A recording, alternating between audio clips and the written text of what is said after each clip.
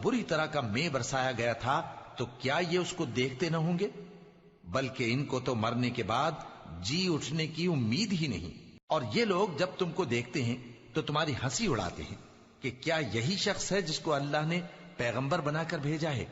अगर हम अपने माबूदों के बारे में साबित कदम न रहते तो ये जरूर हमको बहका देता और उनसे फेर देता, और ये अनकरीब मालूम कर लेंगे जब अजाब देखेंगे कि सीधे रास्ते से कौन भटका हुआ है। ऐ पैगंबर, क्या तुमने उस शख्स को देखा जिसने अपनी ख्वाहिश नफ्स को अपना माबूद बना रखा है?